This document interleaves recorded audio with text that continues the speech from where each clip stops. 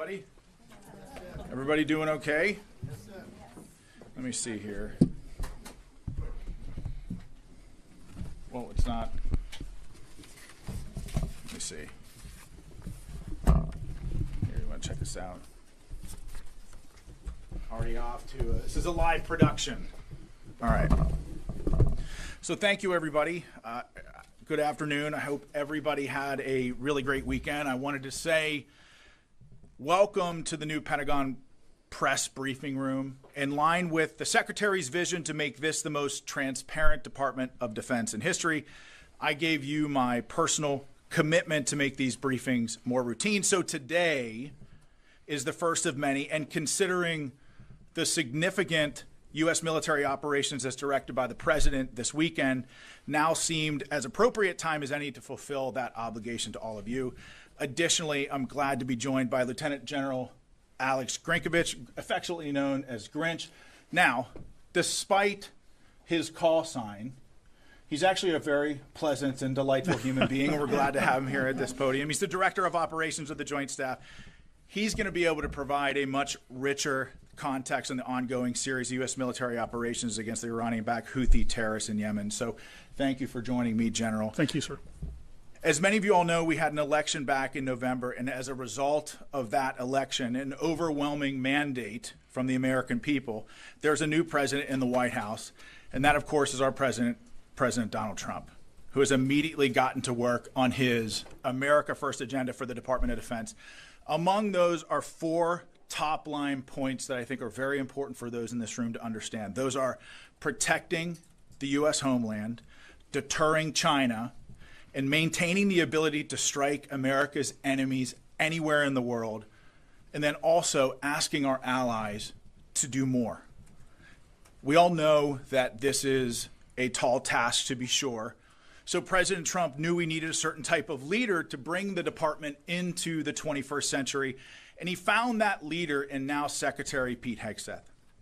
So in less than 2 months, Secretary Hegseth has taken monumental steps to return the Department of Defense to its core mission, which is warfighting, lethality, meritocracy. In a very, very short amount of time, Secretary Hegseth has restored the warrior ethos.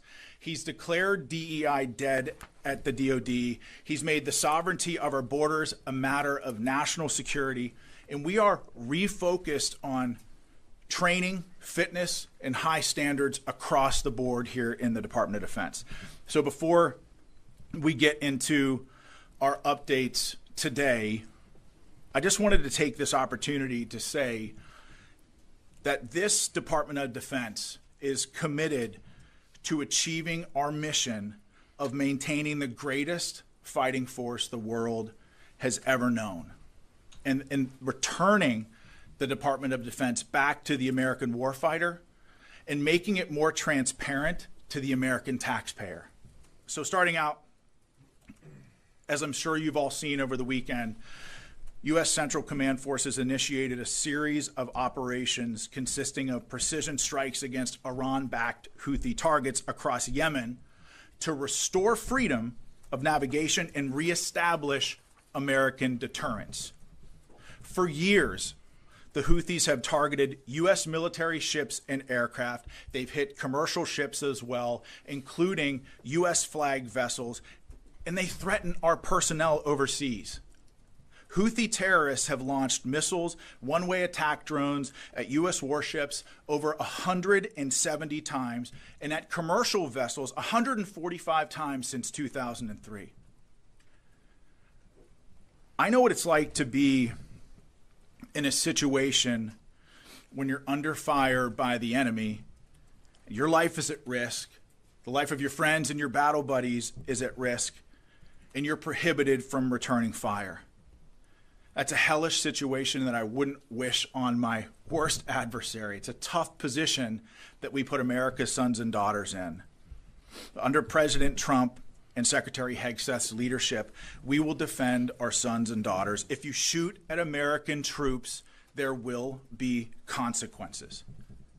As President Trump and Secretary Hegseth have made clear, these actions by the Houthis will not be tolerated. In his first 2 days back at the White House, President Trump signed an order laying out a process to redesignate the Houthis as a foreign terrorist organization after the previous administration revoked their designation within weeks of taking office. Under the previous administration, America's enemies were emboldened and billions in frozen funds were unlocked for Iran. With President Trump and Secretary Hegseth's leadership, an era of peace through strength is back. We will use overwhelming lethal force until we have achieved our objective. With that said, and this is a very important point, this is also not an endless offensive. This is not about regime change in the Middle East. This is about putting American interests first. As I said over the weekend, there is a very clear end state to this operation. And that begins the moment that the Houthis pledge to stop attacking our ships and putting American lives at risk. Shifting focus to Africa, at the request of the federal government of Somalia, U.S. Africa Command Forces conducted collective self-defense airstrikes against al-Shabaab on March 15th. The airstrikes occurred about 150 kilometers northeast of Mogadishu, Somalia, and AFRICOM's initial assessment is that enemy combatants were killed and that no civilians were injured or killed. And so U.S. forces will continue to partner with Somali armed forces to take the fight to these terrorists and degrade their ability to plan and conduct attacks that threaten the U.S. homeland, our forces, and civilians abroad. Now on to Homeland Defense. President Trump and Secretary Hegseth have been very, very clear that border security is national security. We spent decades defending foreign nations' borders while our own U.S. borders has been invaded by criminal illegal aliens, human smugglers, drug traffickers, and transnational gangs. The Department of Defense is proud to defend our homeland and the territorial sovereignty of the United States. Although we've seen a 93% decrease in illegal border crossings, we will not stop until we have 100% operational control of our southern border. And over the weekend, Joint Task Force Southern Border assumed the mission from Joint Task Force North and reached initial operating capacity. Additionally, U.S. Northern Command announced on Saturday that the Arleigh Burke-class guided missile destroyer, the USS Gravely, departed Naval Weapons Stations Yorktown for a scheduled deployment to the Gulf of America. We're actually making some history from the podium today. It's the first time we've recognized the Gulf of America in the Pentagon press briefing room, which is kind of cool. So it's not only vital for the United States to have control of our border via land, it's equally important to control our territorial waters.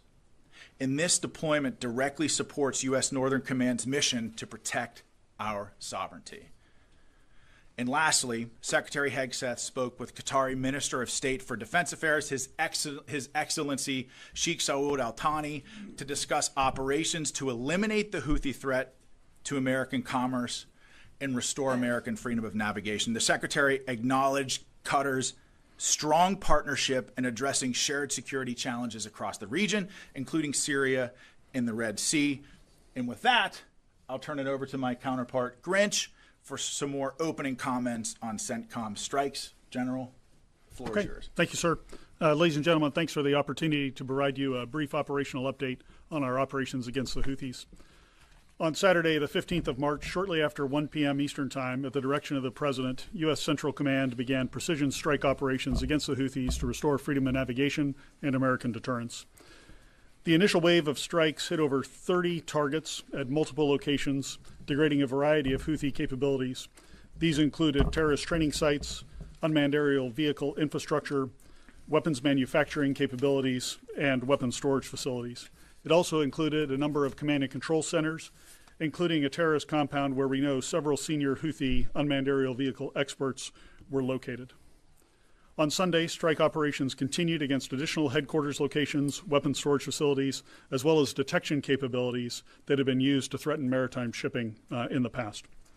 Today, the operation continues, and it will continue in the coming days until we achieve the President's objectives. Thanks, and I look forward to your questions. And with that, in this very crowded briefing room, I'll take some of your questions. And the first, I'll go to Logan from Newsmax. Sean, thank you for taking my question. This really is for both of you. A question about the Bashat. That's Iran's spy ship that has been directing the Houthis throughout this conflict. Is it still operating in support of the Houthis? If so, do you know where it is? General, turn it over to you to address that. Sure. We know that the Iranians have provided a variety of assistance to the Houthis over the years, including some suspected intelligence. We do know that some had previously come from the Bashat. The Bashat is not currently being used for those operations, but we do know that other vessels are contemplated for those sorts of operations, so we're watching very closely to see if they return to the AO. I would also say that, when you look at how the previous administration conducted business with Iran, they really empowered Iran to fund and export terror all around the world, whether it's with Hezbollah, Hamas, specifically with the Houthis. I mean, it's very clear. I think President Trump has made it very clear that he's put Iran on notice. I mean, I'm sure that you saw his tweet today that essentially saying, and I'm paraphrasing, that any shot fired at U.S. forces by the Houthis would be considered a shot from Iran. And this is the president showcasing leadership from the Oval Office and frankly, bringing moral clarity back to the United States of America. We know who the enemies of this country are and the enemies of a free world are. And President Trump has put them on notice, as you saw with Iran this morning. But okay. Gabby. Thank you for taking my question. I wanted to run back to TDA and MS-13 deportations to El Salvador's terrorism confinement center. Do we anticipate to renew that partnership as it will conclude after 1 year? If yes, what does that look like from a cost perspective? And how is Guantanamo Bay factored into dealing with criminal aliens and terrorists, considering this new Pentagon is more focused on securing the border? Well, that's a great question. So I think part of your question about El Salvador should be referred to the State Department. But I'll say that the Department of Defense is proud to defend our homeland and our sovereignty in helping to deport transnational criminal organizations like Tren de Agua. We're proud to support that mission. I don't know, General, do you have anything to offer about Guantanamo Bay and our force posture there? Sure. I just had a couple of things for you, Gabby. We do continue to have a substantial presence at Guantanamo Bay to ensure that we're ready to receive any illegal aliens that the Department of Homeland Security would like to send there.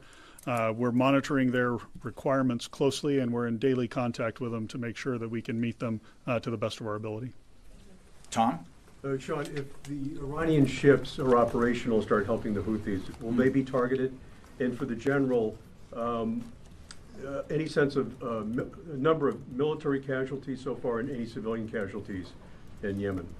Well, that's a great question, General, if you'll permit me to answer. Sure, go ahead. So I think that I certainly don't want to get out in front of the Commander-in-Chief and the Secretary as it pertains to clearance of strikes and who will be targeted. But I think the President's made very clear that all options are on the table. Yeah, Tom, just on your question of casualties, military casualties, we have some initial estimates. I hesitate to say what they are because they're very much estimates at this point, but I think in terms of dozens might be a safe overall characterization. Dozens of military? Yeah, dozens of military casualties so far, but I really can't characterize it much better than that at this point. We'll learn more as we go. On the civilian casualty side, no indications of any civilian casualties. We, of course, have seen some of the accusations by the Houthis. We look at those closely when they do come in, but we have no credible indications of any civilian casualties. And I'd like to add to what General Grinch said. Anytime you're close to an operation like this, having been in combat front towards enemy before, the fog of war is a real thing. So before we announce something here from the podium, we're going to make sure that we get it right. And I think part of that is just taking the time to evaluate and doing a proper battle damage, BDA battle damage assessment, sensitive site exploitation. And frankly, that stuff just takes time. And so before we make any sort of those announcements, we're going to do a real hard look and make sure that we get it right before we announce it to you. Charlie from CBS. Yes, thank you, Sean. Changing the subject slightly. Is the DoD considering rescheduling the performance of young musicians in the Marine Band that was canceled because of the anti-DEI executive order? And in a broader sense, is there a concern that anti-DEI initiatives may have a negative impact on recruitment? Well, I think the president and the secretary have been very clear on this, that anybody that says in the Department of Defense that diversity is our strength is frankly incorrect. Our shared purpose and unity are our strength. And I say this as somebody who led a combat platoon in Afghanistan that was probably the most diverse platoon that you could possibly imagine. I mean, we had black serving next to white, Christians serving next to atheists, Northerners next to Southerners, and yes, Democrats and Republicans in the very same foxhole. But the reason why we were so lethal in Afghanistan, and again, my platoon took an 85% casualty rate over 485 days, but part of the reason why we were able to accomplish the mission and the commander's intent was because we put aside our many differences as Americans. There were no hyphenated Americans with us in that isolated hilltop in the border region of Afghanistan. We were all just Americans. And really, when you talk about America's greatest strength, yes, we've got, I'm sure the general can attest, yes, we've got lots of cool, sexy equipment and lots of exceptional military training. I think it helps set us apart from everybody else. But what makes us exceptional fighters on the battlefield is our ability to put aside our many differences and unite under a common banner as Americans. I mean, for goodness sake, when we put aside our many differences as Americans, we went to the moon with less technology than many of you all have in your pockets and your cell phones right now. We're talking about a force that stormed the beaches of Normandy, scaled the cliffs at Pointe du Hoc, fought through hedgerows and beat back the Nazi war machine and saved the world when we put aside our many differences as Americans. And I know President Trump understands that our focus on unity and shared purpose is what makes us lethal, and so does Secretary Hegseth. So their guidance has been clear on this, and we're going to continue to focus on that guidance. In terms of the concert, are you thinking about rescheduling that? I don't think I'll have to take that question for you. I don't have an answer for you, but we'll get back to you on that. Oh, let's go to the phones. I'm getting a signal. We should go to the phones. Okay, we got JJ Green on the line from WTOP. Hey, Sean, thank you for doing this. Question about Ukraine. Can you assess how the U.S. military, assess the status of U.S. military aid to Ukraine and the intelligence sharing, how that's going since it was disrupted maybe a week or so ago, and then restarted? What's being shared? What's being given? What's happening with that? Well, I can tell you that U.S. military aid to Ukraine has been turned back on, as well as intelligence sharing with our Ukrainian partners. But I'll tell you this. The president has been very clear since his time on the campaign trail that his focus with the war in Ukraine is bringing about peace and putting a distinct focus on peace and really to stop the dying. And so President Trump, along with his national security team, have been heavily involved in, along with Secretary Hegseth as well, heavily involved with Ukraine and Russia to try to broker that peace, understanding that there will likely be difficult conversations to be had on both sides when you're talking about, the release of hostages, when you're talking about potential ceasefire agreements, when you're talking about territory.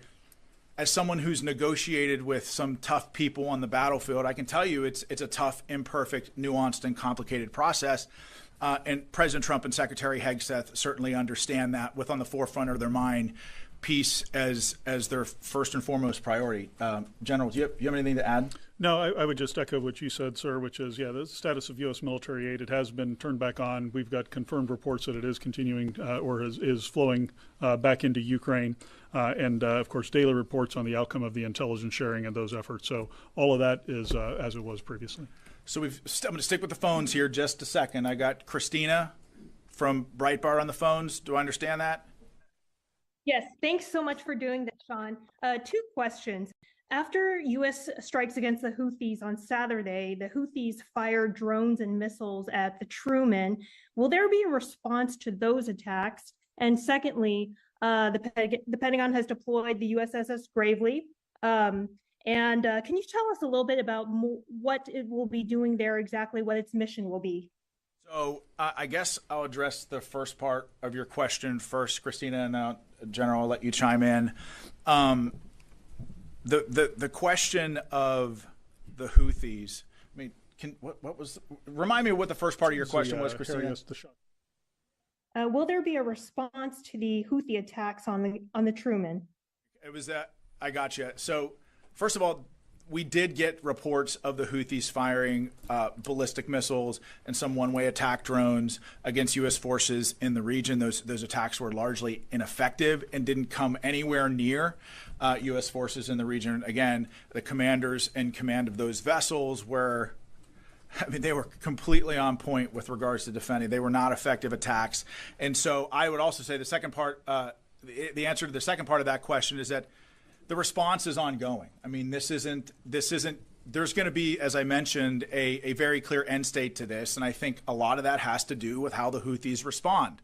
Firing at U.S. military personnel in the region and shooting at our ships and shooting at our drones and putting American lives at risk is not a good way to end this conflict. The Houthis could stop this tomorrow if they said, we're going to stop shooting at your people. But they've clearly chosen not to do that. And so this campaign will be relentless to degrade their capability and to open up shipping lanes in the region and to defend our homeland. But General, thanks, Sean. The only thing I would add is, the Houthis claim to have tried to attack the Harry S. Truman. Quite frankly, it's hard to tell because while we're executing precision strikes, they missed by over 100 miles. So I would just tell you their effectiveness, I would question anything that they claim in the press that they're doing or not doing. It's very hard to tell what they are just based on their level of incompetence that they've demonstrated so far. Yes, that's correct. There's also been a number of other attempts to interdict vessels in the Red Sea using UAVs and some cruise missiles as well. All of those have been easily defeated by our fighter aircraft that are there. General Grinch throwing shade at the Houthis from the podium. I love it. Some of the folks in here know that my previous job I dealt with the Houthis quite a bit. Yes, you did. Yes, you did. Happy to throw shade at them. On the question about the USS Gravely that you had, Christina. So she's deploying under General Guillot, the commander of U.S. Northern Command's authorities for maritime homeland defense missions. She'll go down, as Sean mentioned, into the Gulf of America and surrounding areas and be involved in the interdiction mission for any of the drugs and whatnot that are heading in. It'll be partnered very closely with the United States Coast Guard. So we won't share, of course, her actual scheme of maneuver here, but know that that's a mission that she's going down there for, and we look forward to seeing what she can do. And on that point about the USS Gravely, I think it's really important that, the President and the Secretary have made very clear 100% operational control of our southern border. I mean, we've got probably close to 10,000 troops on our southern border. We're surging a Stryker Brigade combat team down there to reinforce the land border as well. But there's a sea component to this as well, and that's part of the mission of the USS Gravely is to secure the water routes in defense of our southern border. And so, Aaron, Daily Caller. Thank you, Sean. Will the Department of Defense commit to firing or otherwise disciplining any remaining leadership that were directly involved in the Afghanistan withdrawal? So we're in the process of figuring out what that investigation will look like. But I'll tell you, as somebody who served in Afghanistan and watched that unfold, I mean, I was horrified in a lot of ways. You think about how much time and blood and treasure and American life that was lost in Afghanistan over 20 years. You think about that for a second.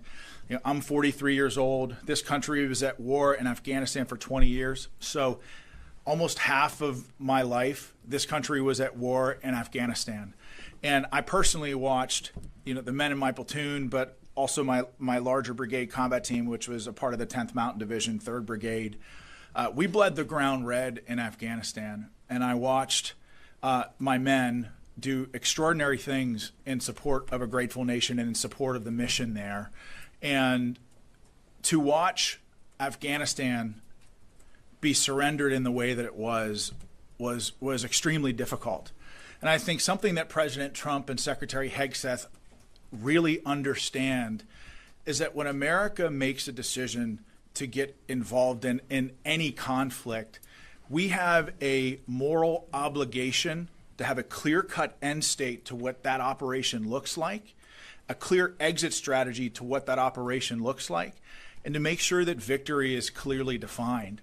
And I think in Iraq and certainly in Afghanistan over the last 20-some years, I think maybe we've struggled a little bit with those finer points. But I'll say that the President Trump and Secretary Hegseth, they understand that when America gets involved in a fight, it's our job to also end that fight as fast as humanly possible, because we have a moral obligation to win and win decisively. Otherwise, you're going to have an entire generation of American warriors wondering what the hell it was all for. And I know that every day I wake up and I draw breath, I think about the men who I served with, who were my friends, who never came home from that fight. I've lost 30 friends in my support of the Afghan war, 30. And you ask yourself, you look yourself in the mirror, you ask yourself, what do we have to show for it? Not a whole lot. And so to your question of will people be held accountable? I think we have an obligation both to the American people and to the American warfighters who fought in Afghanistan to hold the leadership accountable in some way. Now, we don't know what that looks like right now, but to hold the leadership that was in charge of the Afghan withdrawal accountable. Because look, if you have a private that loses a sensitive item, that loses night vision goggles, that loses a weapon, you can bet that that private is going to be held accountable. The same and equal standards must apply to senior military leaders. So I just want to follow up on what you just said. Sure. You said that there needs to be a clear end state. And I know the goal is to have the Houthis stop their attacks, but what is the end state? What happens if the Houthis don't stop their attacks or don't agree to say they'll stop their attacks? It doesn't seem like there is a clear end state, that this could just go on and on. Well, in fairness, I mean, it's a great question, but in fairness, the operation's only been going on for 48 hours. And the president and secretary have been very clear on this, that the Houthis can determine when this ends. And until then, the campaign will be unrelenting until we, one, protect our homeland, and two, open up the shipping lanes there, so make sure that we have freedom of maneuver in that area. General, you have something that... I mean, what I might add is, while we won't talk about it publicly, just know that there is a design to the operation. There are specific effects that we're trying to achieve, and there are specific targets that have been selected and approaches that we're taking in order to achieve the president's end state. So it isn't that we're just striking capabilities. There's an intent behind every strike and every target that we go after. To that point, you mentioned that this is not like it was before. So what is different about the targeting that you're doing this time that wasn't true under the Biden administration? Yeah, I give the short answer to that, and without going into too many operational details for security reasons, but it's a much broader set of targets that we've been able to action in this case. And the other key differences are the delegation of authorities from the president through Secretary Hegseth down to the operational commander. So that allows us to achieve a tempo of operations where we can react to opportunities that we see on the battlefield in order to continue to put pressure on the Houthis. Thank you very much.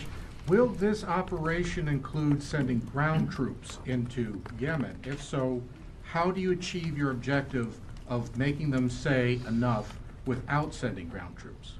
Well, I'll tell you, it's very difficult, if not impossible, for us to talk about force posture from this podium, because as a commander who's been on the battlefield, it's very, very important to keep the enemy guessing, keep your adversaries guessing. Now, that's not to say that we've got ground troops in Yemen. That's not to say that we're sending ground troops in, but it's difficult to talk about that stuff for operational security reasons from the podium. But General, you have anything to add? No, nothing to add to that. Okay. I think that's exactly right. Sean, can I follow up on that? You said that one of the things that you were waiting to do for the BDA was sensitive site exploitation. Does that include U.S.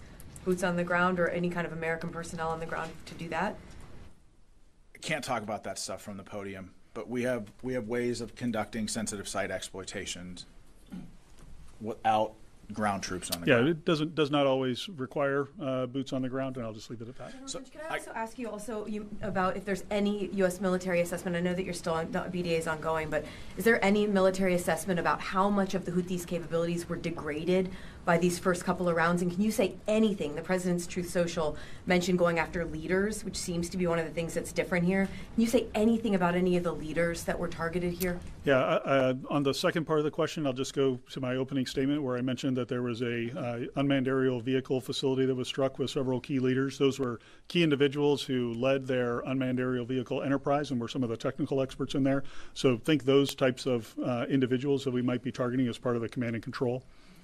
And so we have destroyed command and control facilities, weapons manufacturing facilities, and advanced weapons storage locations. But again, this campaign is ongoing. It's difficult to talk about all this stuff from the podium, and we're not going to say anything from the podium until we're 100% sure that we have it right. I got time for one more question. You mentioned the President's Truth Social. Is the U.S. military considering military options for Iran? I don't want to get out in front of the president or the secretary, but clearly, I mean, I think the president's Truth Social was pretty clear. The meaning is right there for everybody. I mean, I think everybody understands what he means. I don't want to get out in front of the president, but all options are on the table at this time. And that's all I got. Point of clarification for General. You said 30 targets. Is that over all 3 days? No, that was on the first day. And it was over 30 targets, so not a specific number for you, but over 30 targets, multiple locations, and then additional targets today and additional targets yesterday on Sunday and additional targets today that obviously I won't go into because they're executing now. So thank you, everybody. Listen, we're done. There will be more of these, I promise, but thank you. It was a great first press briefing. Really appreciate you all and your commitment to telling the story of the warfighters, but thank you. We'll see you next time. Thanks.